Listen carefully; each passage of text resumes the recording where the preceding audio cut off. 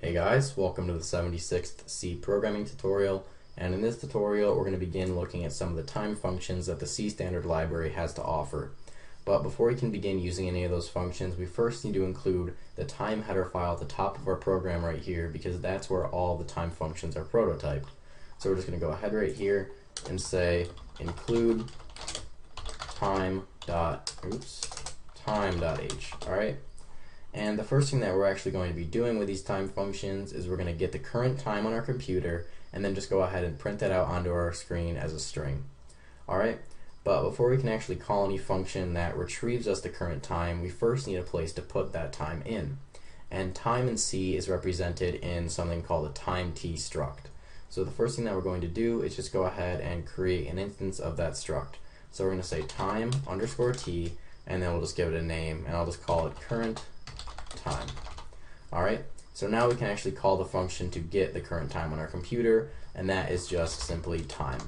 And then we just need to go ahead and pass through the address of some time t struct to store the current time in. So I'm just going to say the address of current time. So after we have this out onto our screen, all that we're going to do is just go ahead and convert this time t struct into a string. And the function to do that is just called cTime. So we just call the function cTime, and then we just need to pass through the address of our time t struct, so current time. And this function is simply going to return a string representing this time right here. And then we're just going to go ahead and print that out onto our screen. So we're going to say printf mod s, since we're printing out a string, and then we're just going to go ahead and print out the current time. So we run this, and out onto my screen I get Wednesday, June 27th, and then 22:34:52, which is just the military time for 10:34, and then the year is obviously 2012. But now let's say that we only wanted to access one or two of those things at a time. Let's say that we only wanted to access what month it is. So in order to do that, we have to go ahead and convert our time t struct into a tm struct.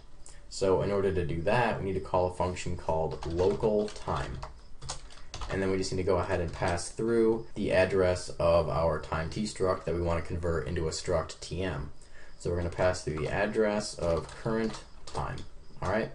And then this function will just go ahead and return the address of a struct tm.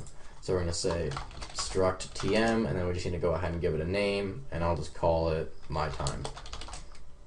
Alright, and this actually returns a pointer, so a pointer like that.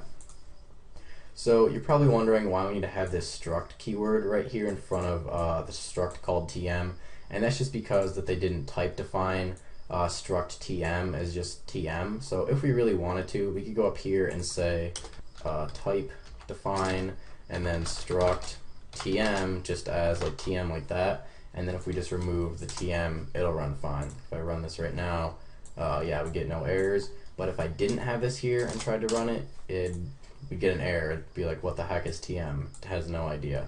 So for right now, we're just going to go ahead and leave it as struct tm.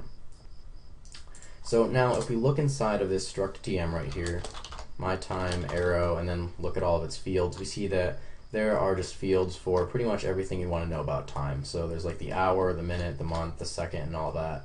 Well, we'll just say that we're only interested in the month. So we'll say tm arrow month. And then we'll just go ahead and print that out onto the screen. So we're going to say printf mod I, since it's an integer, and then we'll just go ahead and print out the current month. And since it's June right now, you'd expect that we would get a 6 out onto our screen, but in fact we're going to get a 5. And that's because in C at least, the months are 0 based. So it thinks of January as 0, February as 1, and so on. So June is 5 to it. So if we wanted to actually print out the month number as we know it, we just have to go ahead and add 1 to it like that.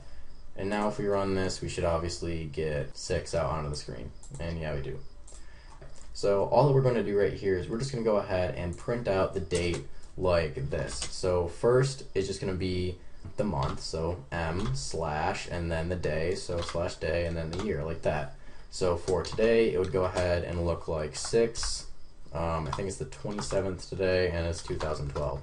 So this is what we just want our output to be. So first it's going to be the month, then the day, and then the year. And sorry to all the people who live in Europe where it's like day, month, year, which actually makes more sense to me, but I don't know. We're gonna keep it like this for right now.